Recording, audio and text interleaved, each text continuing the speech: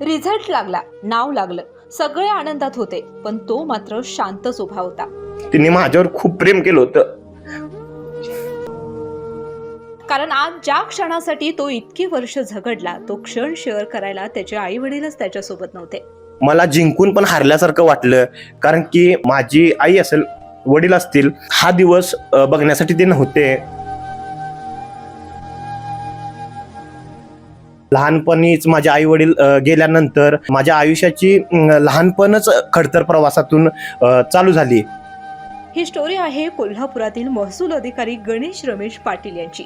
इयत्ता 3री मध्ये असताना वडील गेले आणि अवघ्या काही वर्षात आई देखील सोडून गेली. लहान वयातच आयुष्याने त्यांच्याकडून सगळं काही हिरावून घेतलं आणि घर नावाचा कोपरा रिकामा झाला. पण 3 बहिणी, काका आणि मित्र यांनी त्यांना पुन्हा उभं केलं. माझी आजी असेल किंवा माझ्या 3 बहिणी असतील, त्यामध्ये तेजस्विनी दिदी असेल, शिल्पा दिदी असेल किंवा स्मिता दिदी असेल, आणि माझे जे काका आहेत, जे प्रभाकर पाटील आणि बाबासाहेब पाटील, यांनी मला खूप आधार दिला. संध्याकाळी ज्यावेळी एकटा असायचो त्यावेळी मला भरपूर म्हणजे भरपूर आयुष्याचे, परीक्षेचे आणि माझ्या पुढच्या जबाबदारीचे मला विचार यायचे की काय करावं किंवा काय नाही. त्यातून मी परत अक्षरशः मी काही रात्री मी जेवलेलो नाही, काही रात्री मी रडत बसलोय अक्षरशः की आपले निकाल एवढे चालले आहेत, मग आपण नेमकं काय करायचं काय नाही. मग माझे 2-4 दिवस जायचे तसे डिप्रेशनमध्ये, पण मी परत आठवड्यानं त्या पुढच्या परीक्षेसाठी सराव करायचो किंवा मी प्रयत्न सोडत नव्हतो. 10वीला असताना एक विषय राहिला. तो क्षण त्यांच्यासाठी खूप मोठा धक्का होता, पण त्यांनी हार मानली नाही. राहिलेला विषय काढला आणि पुन्हा एकदा नव्याने सुरुवात केली. मी जसा पुढे होत होतो तसं मी काम करतच पुढं माझं जडणघडण करत होतो. काम करत असताना माझा 10वी मध्ये गणित हा विषय राहिला होता, पण मला ते खूप वाईट वाटलं की आपल्या परिस्थितीनुसार आपण शिकलं पाहिजे, आणि त्यामध्ये माझा 10वीचा विषय राहिला. त्यामध्ये मी पुढं तो विषय खूप प्रामाणिकपणे सोडवला. जरी माझी परिस्थिती हालाकीची किंवा कठीण असली तर मी ठरवलेलं की आपण ह्या परिस्थिती समोर हारायचं नाही, आपण ह्या परिस्थितीवर मात करायचं म्हणजे करायचं. कॉन्स्टेबल, PSI अशा अनेक स्पर्धा परीक्षा त्यांनी दिल्या, पण अवघ्या काही मार्कांनी वारंवार नैराश्यच पदरात आलं. पण म्हणून ते थांबले नाहीत, तर येणाऱ्या परिस्थितीशी झुंज देत राहिले आणि शेवटी सिंधुदुर्गमध्ये तलाठी परीक्षेमध्ये त्यांनी यश मिळवलं. आज ते महसूल अधिकारी म्हणून रुजू आहेत. गोकुळची बासुंदी पुन्हा खावीशी वाटतेय. खरं सांगू, मलाही खावीशी वाटतेय. पुन्हा पुन्हा खावीशी वाटणारी गोकुळ बासुंदी. जुन्या काही चित्रपटातील एक डायलॉग आहे, प्रचंड फेमस आहे की दुनिया झुकती है बस झुकाने वाला चाहिए. आणि त्याचबरोबर आणखीन एक डायलॉग आहे की हालात के गुलाम मत बनो, हालात को अपना गुलाम बनाव.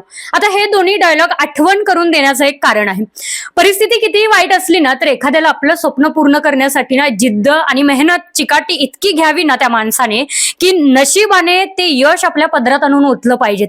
आणि अशीच एका मुलाने आयुष्यभर मेहनत केली. अगदी लहान वयात, न कळत्या वयाच्या इयत्ता 3री मध्ये असताना वडील गमावले आणि त्यानंतर लगेचच 2-3 वर्षामध्ये स्वतःच्या आईला देखील गमावलं.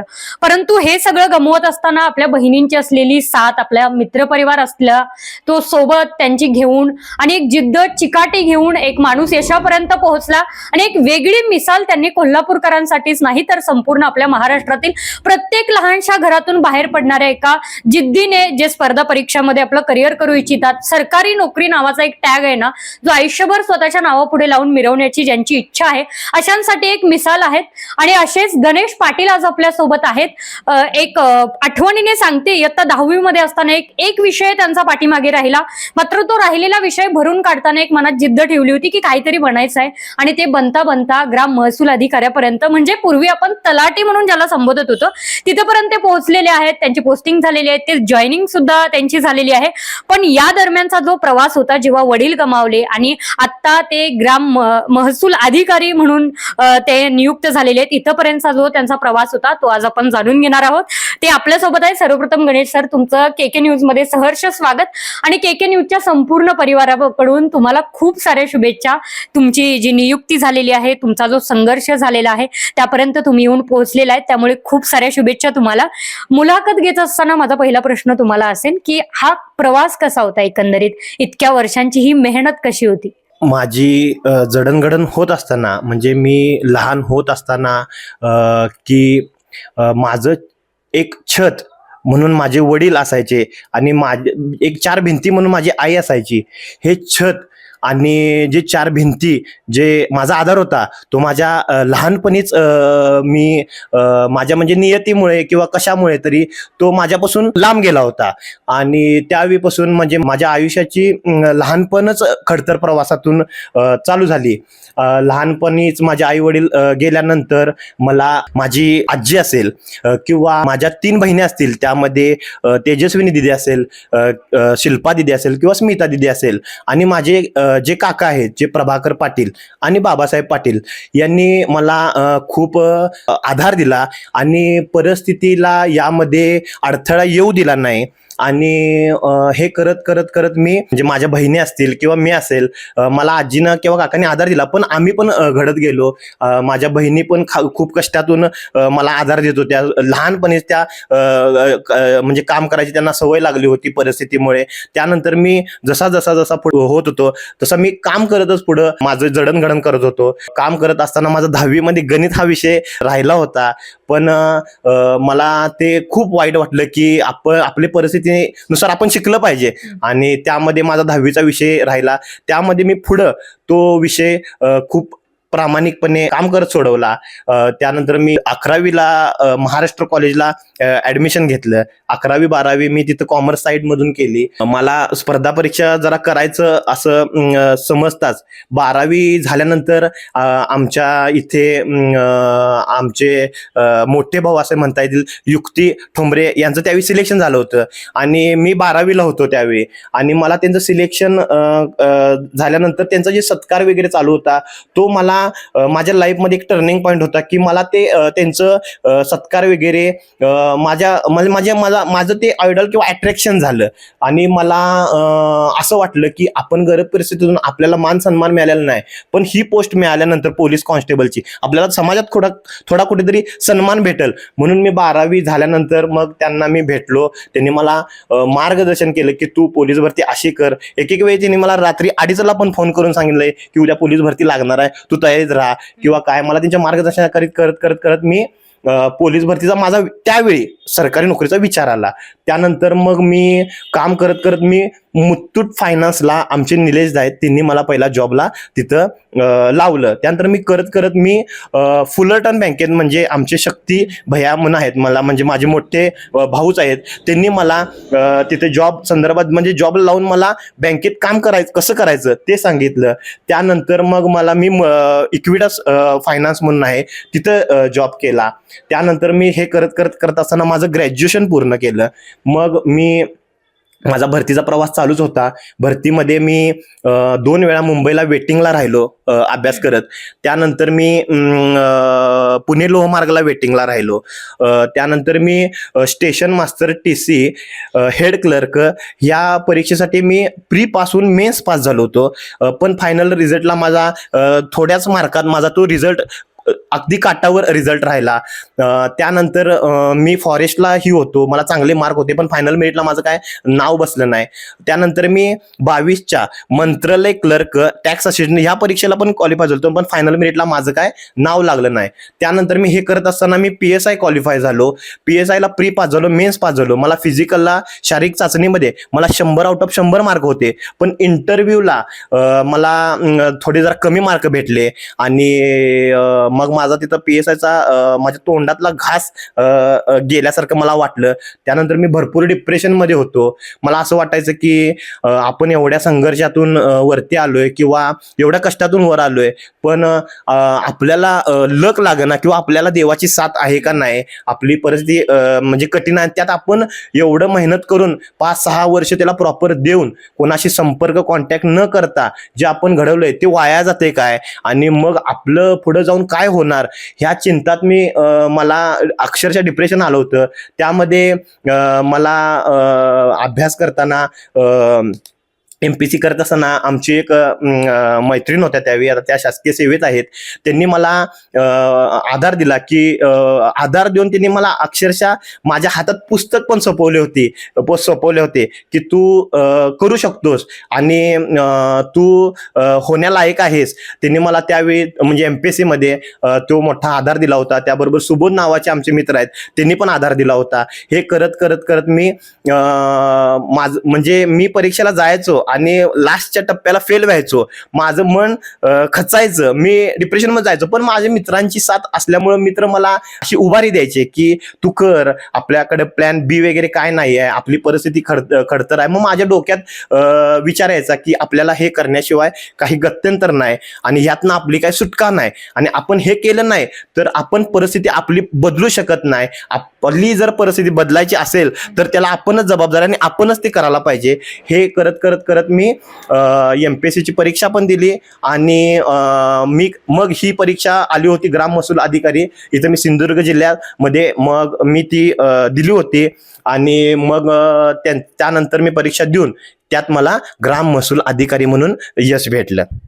अगदीच तुम्ही म्हणालात की बऱ्याच वेळेला असं तोंडाशी घास आला आणि मग तो पाठीमागे निघून गेला, असं तुमच्यासोबत झालंय. तर तुम्ही यापूर्वी आमच्याशी बोलताना सांगितलं की एक मार्काला तुम्हाला फार ते एक म्हणजे निराशा सहन करावी लागली एक मार्कामुळे. तर तो एक टर्न असतो की अचानक असं यश समोर येतं आणि अचानक पाठीमागे निघून जातं. त्यावेळेला त्या परिस्थितीमध्ये तुम्ही त्या गोष्टी कशा हँडल केल्या होत्या? माझी परिस्थिती म्हणजे मी दिवसभर लायब्ररीत असायचो. त्यावेळी माझ्यावर मुलं असायची किंवा मी जरा थोडं मुलांच्या कॉन्टॅक्टमध्ये राहायचो, कारण की का माहितीये काय, लहानपणापासून आई वडील नसल्यामुळे मला त्याचा माझ्या बॉडी लँग्वेजवर भरपूर त्रास होऊ नये म्हणून मी माझं जरा मन डायव्हर्ट करण्यासाठी थोडं मी मित्रांच्यात राहत होतो. त्यावेळी माझा ज्यावेळी निकाल जायचा त्यावेळी माझ्या वरिष्ठ कोण असतील, जे राज्यसेवा करत असतील, MPSC करत असतील, त्यांना मी जाऊन भेटायचो. हे माझ्या बाबतीत असं होत आहे किंवा मी काय करू ह्याच्या पुढं. तर मला ते सांगायचे की तू टेन्शन घेऊ नकोस, तू प्रामाणिक प्रयत्न केला आहेस, तुला एक दिवस तुला यश नक्की भेटणार, तू खचून जाऊ नकोस. पुढं ज्या परीक्षा आहेत त्या पुढच्या परीक्षेला तू धैर्याने सामोरे जा, टेन्शन घेऊ नकोस. त्यानंतर मग मी त्यांच्यावर बोलून संध्याकाळी ज्यावेळी एकटा असायचो त्यावेळी मला भरपूर आयुष्याचे, परीक्षेचे आणि माझ्या पुढच्या जबाबदारीचे मला विचार यायचे की काय करावं किंवा काय नाही. त्यातून मी परत अक्षरशः मी काही रात्री मी जेवलेलो नाही, काही रात्री मी रडत बसलोय अक्षरशः की आपले निकाल एवढे चालले आहेत, मग आपण नेमकं काय करायचं काय नाही. मग माझे 2-4 दिवस जायचे तसे डिप्रेशनमध्ये, पण मी परत आठवड्यानं त्या पुढच्या परीक्षेसाठी सराव करायचो किंवा मी प्रयत्न सोडत नव्हतो. मी जरी माझी परिस्थिती हालाकीची किंवा कठीण असली तर मी ठरवलेलं की आपण ह्या परिस्थितीसमोर हारायचं नाही, आपण ह्या परिस्थितीवर मात करायचं.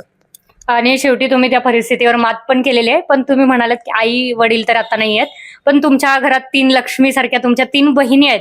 जेव्हा तुमचा हा रिझल्ट आला तेव्हा त्यांची काय प्रतिक्रिया होती? त्यावेळी मी लायब्ररीत बसलो होतो आणि दुपारची वेळ होती 2-2:30 वाजता आणि मी म्हणजे जरा थोडा जेवलो होतो आणि दुपारच्या सत्रात एक अर्धा तास आपण झोप घेतो. त्यावेळी झोपलो होतो आणि मला अचानक फोन आला, ज्यामध्ये मी कलेक्टर ऑफिस मधून बोलतोय. तर मी म्हटलं बोला सर. तर गणेश रमेश पाटील बोलताय काय? हो सर, मी गणेश रमेश पाटील बोलतोय. तर त्यानंतर मी म्हटलं सर माझ्याकडे काय काम काढलं आणि कुठून बोलताय? तर मी कलेक्टर ऑफिस मधून बोलतोय. तर मला 2 मिनिटं काय समजलं नाही की कलेक्टर ऑफिस मधून आपल्याला कशासाठी फोन आला असेल.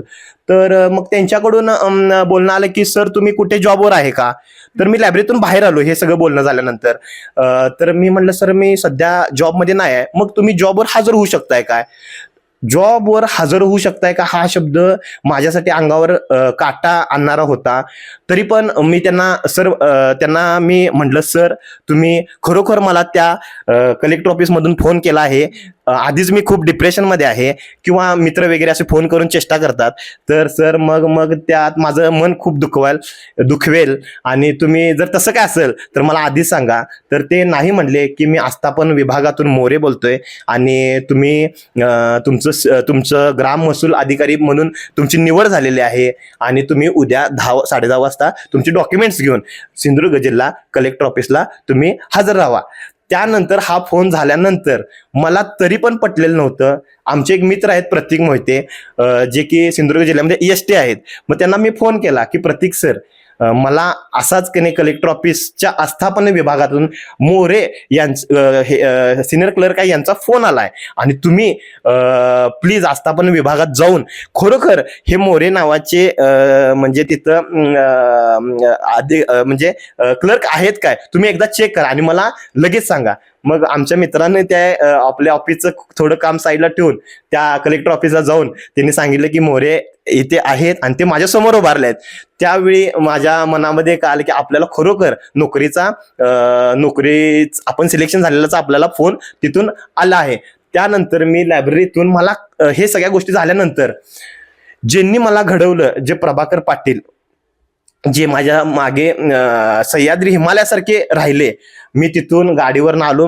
माझा प्रवास म्हणजे सायबर चौकातून घरीपर्यंत येण्याचा डोळ्यातनं अश्रू येत होते आणि मी तसंच आलो. आणि काकाच्या पण माझ्या डोळ्यात पाणी आलं होतं की अगोदर एवढे आपल्या पोरग्याचे रिझल्ट झाल्यात, एवढा अभ्यास त्याने केलाय, सकाळी 7 वाजल्यापासून संध्याकाळी 10-11 पर्यंत आपलं पोरगं लायब्ररीत बसते आणि त्याला यश येईना. मग त्यावेळी काका नुकतेच घरात आलते आणि मी घरी आल्यानंतर काकाच्या पहिला डोकं टेकून पाया पडलो, काकांना मिठी मारली आणि काकांना सांगितलं की काका, आपण परिस्थितीवर आणि दारिद्र्यावर आपण मात केलेली आहे आणि आपलं ग्राम महसूल अधिकारी म्हणून सिंधुदुर्गला आपलं सिलेक्शन झालेलं आहे.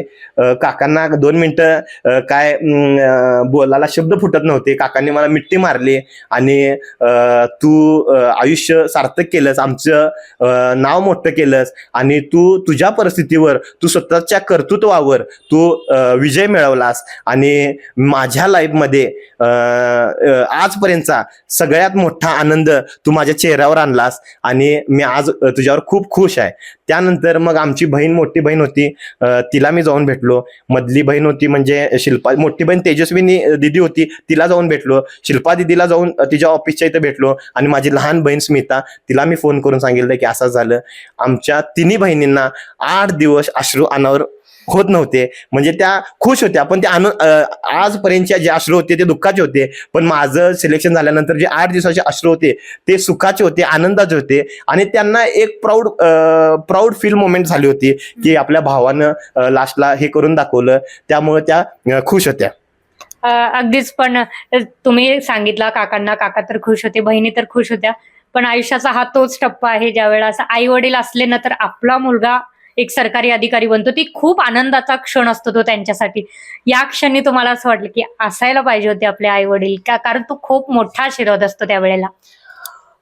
मी आत्ता जरी विजय मिळवला असला पण तरी माझ्या म्हणजे चेहऱ्यावर माझ्या बहिणींना किंवा काकांना किंवा बाहेर ज्यांनी पदाधिकारी कार्यकर्त्यांनी माझे सत्कार वगैरे केले त्यांना आनंद खूप झाला. पण मला जिंकून पण हारल्यासारखं वाटलं. कारण की माझी आई असेल, वडील असतील, त्यांनी माझ्यावर खूप प्रेम केलं होतं. पण त्यांना हा दिवस बघण्यासाठी ते नव्हते, याचं दुःख मला वाटलं. ते म्हणतात ना की देव आईची जागा नाही घेऊ शकत, पण त्यांना आपलं रूप म्हणून आईला पाठवलं. पण आईने सुद्धा तुम्हाला घडवलं. ती जितका वेळ तुमच्यासोबत होती तितका वेळ काही ना काहीतरी आपलं पोरगं बनेल, कदाचित ही आशा होतीच असेल. आज ते जिथून कुठून असतील त्यांना बघून आनंद वाटत असेल की आपण खडतर परिस्थितीत का साथ सोडली असेल मुलाची, पण मुलाने ते सार्थकी करून दाखवलं. त्यामुळे त्यांची सोबत तर असणारच आहे, पण त्यांच्यापेक्षाही आई वडिलांच्या जागेवर अजून नेहमी लोक ज्यांना मानतात तो आपला मित्रपरिवार असतो. तुम्ही जिथून बिलॉंग करता कोल्हापूरमधून, तिथे एक तालीम पण आहे आणि हा जो एरिया आहे पूर्ण ह्या मैत्रीसाठी एक चांगली मिसाल दाखवते. इकडे कसा इकडच्या मित्रमंडळींचा तुम्हाला सपोर्ट भेटला तुमच्या पूर्ण स्ट्रगलमध्ये? आमची जी पाटील फॅमिली आहे ही थोडी जॉईंट फॅमिली आहे. त्यामध्ये माझे वडील आणि वडिलांना 3 भाऊ आणि चुलते वगैरे चुलत चुलते वगैरे अशी फॅमिली आहे. इथं जे तुम्ही आता तुमच्या तोंडून जे नाव आलं की जे पाटाकडील तालीम मंडळ, ही संस्था एक कोल्हापुरातली खूप मोठी संस्था आहे, जिचं फुटबॉलमध्ये खूप वर्ष फुटबॉलमध्ये त्यांचा दबदबा आहे. त्याच मोठ्या संस्थेकडून माझे वडील नेतृत्व करत होते आणि फुटबॉल खेळत होते. माझ्या वडिलांनी पण खूप वर्ष तो फुटबॉल खेळ या संस्थेकडून खेळला. त्यानंतर माझे वडील गेल्यानंतर वडिलांचे कोणतं तरी आठवण आपल्यापाशी राहायला पाहिजे, त्यासाठी मी वडिलांचा छंद फुटबॉल हा मी जोपासला. त्यानंतर मी या संस्थेकडून थोडे वर्ष मी पण खेळलो. त्यानंतर मग माझ्या डोक्यात विचार आला की आपण नुसतं न खेळता आपल्याला परिस्थिती आपली बिकट आहे, त्या परिस्थितीवर आपल्याला मात करायची आहे. मग मी काम करत अभ्यासही करत म्हणजे पुढे जायचा प्रयत्न केला. या संस्थेतले पदाधिकारी असतील, आमचे संस्थेतले सर्वच आणि कार्यकर्ते असतील, ह्या कार्यकर्त्यांनी मला असं कधी एकटं फील करून दिलं नाही की तुला आई वडील नाहीत किंवा तू एकटा आहेस. मला मानासन्मानानं माझ्या बरोबर राहिले, बोलले आणि माझा आदर केला. म्हणजे कोण हिनवण्याचा माझा प्रकार केला नाही की जेणेकरून मी टेन्शन मध्ये येईन किंवा मला खराब काय वाटेल किंवा मनाला माझ्या चुकीचं काय वाटेल असं कोणत्याही व्यक्तीनं हे केलं नाही. संस्थेच्या पदाधिकाऱ्यांनी आणि कार्यकर्त्यांनी माझ्यावर खूप खूप प्रेम केलं. त्या प्रेमाचाच मी आदर करून माझ्या लाईफमध्ये पुढं होत गेलो आणि मी आज ग्राम महसूल अधिकारी पदी उभा आहे. अगदीच तुमचा प्रवास खूप प्रेरणादायी आहे. पण एक शेवटचा प्रश्न आहे माझा की तुम्ही ज्या परिस्थितीतून बाहेर येऊन आता तुम्ही जे यश मिळवलेलं आहे, असं कित्येक विद्यार्थी आपलं यश मिळवू बघतायत, मेहनत घेतायत, त्यांच्यासाठी तुमचा काय संदेश असेल? की तुम्ही अभ्यास करताना म्हणजे प्रत्येकाला अभ्यास हाच करा तोच करा मी सांगणार नाही. प्रत्येकाला अभ्यास काय करायचा असतो हा प्रत्येकाला माहीत असतं. आणि पण अभ्यासाच्या मध्ये आपण परिस्थिती आणून त्या परिस्थितीचा आपण बाव करू नये. आपला जो वेळ आहे तो योग्य अभ्यासापाशी जरी लावला आणि एकाच दिवशी भरपूर असं नाही, पण तुम्ही थोडं भरपूर दिवशी जरी केलं तर एक दिवस हमखास तुम्हाला यश नक्की येतं आणि येतच. हे माझं मी ताजं किंवा मोठं उदाहरण आहे.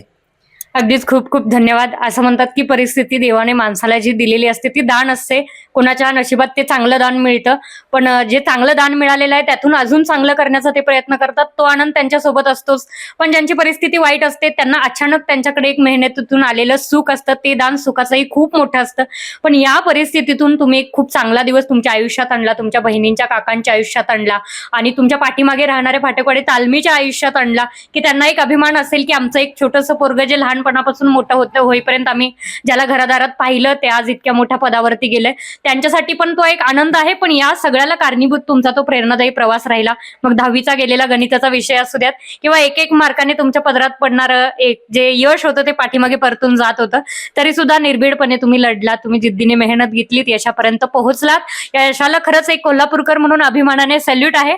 अजून भरपूर भविष्यात खूप पुढच्या यशापर्यंत पोहोचा, खूप साऱ्या मोठ्या पदापर्यंत पोहोचा आणि एक अभिमानाने कोल्हापूरकर म्हणून त्या पदापर्यंत तुम्हाला बघायला संपूर्ण कोल्हापूरला आवडेल. आणि जे तुमच्याकडे बघून शिकतायत, प्रेरणा घेतायत त्यांना सुद्धा आवडेल.